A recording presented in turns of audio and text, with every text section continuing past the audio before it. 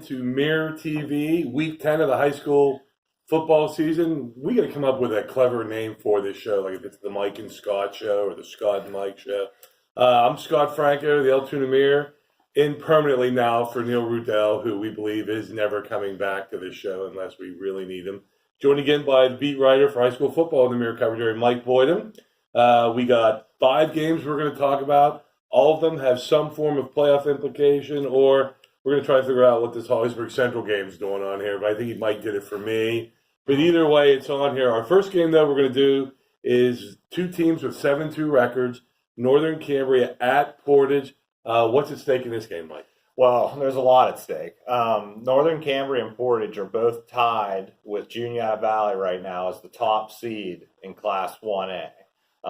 It's too complicated to get into in a 10-minute video on how this could all play out. But Mike would write about it, I bet you, if he had to. But the winner of this game certainly has a shot to be the number 1 seed in the upcoming playoffs. And it's going to be such an interesting game because Northern Cambria and Portage are the top 2 running teams in the area. This game could be over like in an hour. Well, it could be. They're not going to be a lot of passes, that's for sure. But Connor Price, Cool Song, both have 1,000 yards rushing for Portage. Ben Vasile has 1,000 yards for Northern Cambria, and they have a quarterback, Mark Marino, that's thrown. Love that name, Marino. That has a ton of rushing yards. Unfortunately, Northern Cambria's Logan Onks suffered a broken ankle, and he's going to miss this game. He could have probably went over 1,000 yards, too, if he wouldn't have gotten injured. Now, does the loser, what happens to the loser of this game? How far could they fall, or do they not fall at all? Or it just depends. BG's, Bishop Guilfoyle's number 4 right now. They play McCourt. And they will probably beat Bishop McCourt. So it just depends on how many power points they're able to get from that. Whether they could possibly pass the loser of the game. But the top 4 teams are going to get a bye in Class 1A, and it's pretty safe bet that both of these teams are going to get a bye. So the loser of this game could still get a bye? They probably will. Okay, our next game is Holliesburg 5-4 at Central 3-6.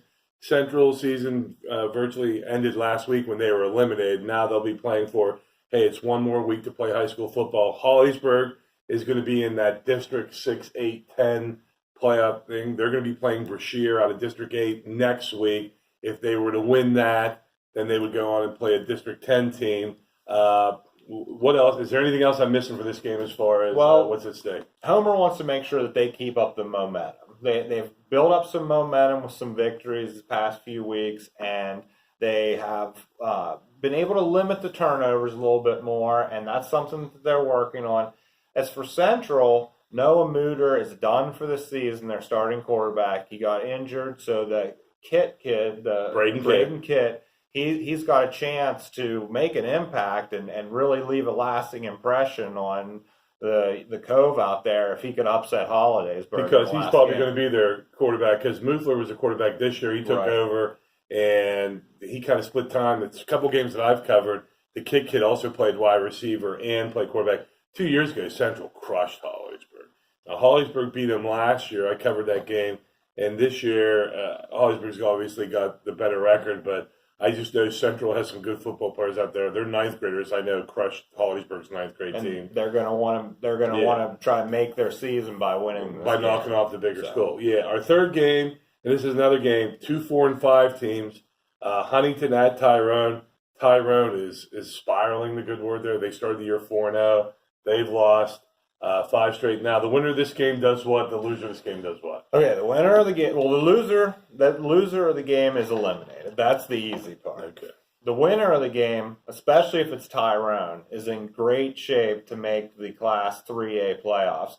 Now, of course, your brother's team, John Franco, is also I'm not rooting. Ben Cambry will be playing Forest Hills. And if they can beat Forest Hills, that would be an upset. On the road. It would be an upset. But if Ben Cambry can win that game, then it's all going to come down to power points between who's going to move on.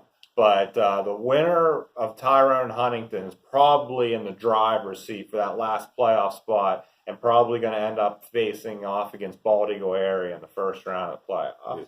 Our next game is one that people have been talking about for a couple of weeks, and maybe Chestnut Ridge last week was thinking too much about it because they lost to BG. We have Richland 9-0, who I'm trying to even think what their closest game was this year. They're at 8-1. Chestnut Ridge, who again was coming off that loss, Bishop Guilfoyle. What does this game have? It doesn't really affect anything. Richland would lose. They're still going to be the number 1 seed, right? No, Richland definitely would not be. Oh, okay. Because Richland and Ligonier Valley are very close for who's going. Right now, they're the number 1 seed over Ligonier by a small margin. But this does decide the Laurel Highlands Conference Championship, because if Chestnut Ridge would knock off Richland, they'd both have 1 loss in conference, and Ridge would obviously have the tiebreaker. So, even if Chestnut Ridge doesn't pull this off, I mean, it's a great job by Max Shoemaker and his team to be in this position, their first year back in the Laurel Highlands. I don't think anybody expected it. Now, what if Richland would lose? And I believe Ligonier Valley plays in that Appalachian Bowl. Yeah, Ligonier Valley's got to get past Shade, who's also unbeaten. So that should be a really good game. If Ligonier Valley would lose and Richland would lose, does Richland still stay number 1 because they'd have Well, more it points? depends on the power points, because it's all about how many teams that Richland and Ligonier beat and whether they win, because they get 10 points for each victory of their opponents. So it's too complicated, like I said. But we don't have enough time. We'd have to get more film, I guess, for that one.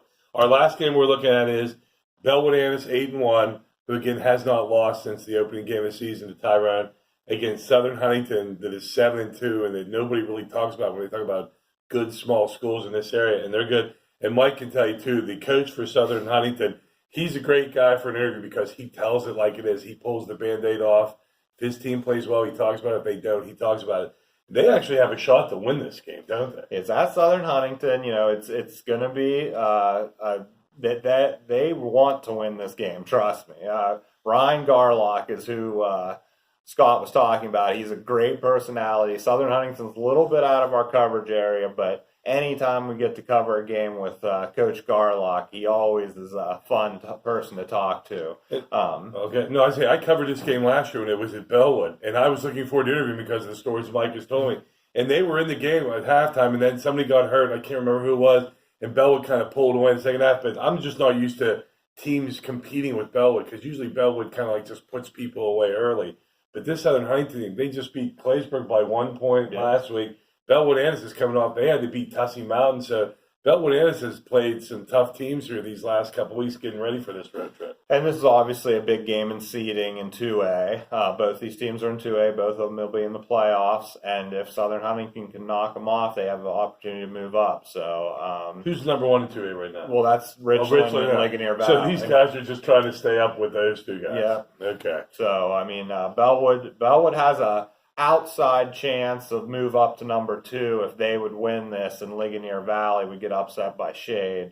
But like I said, it's complicated with the points and everything. But they definitely have something to play for. Plus, they want to stay undefeated in the Intercounty Conference.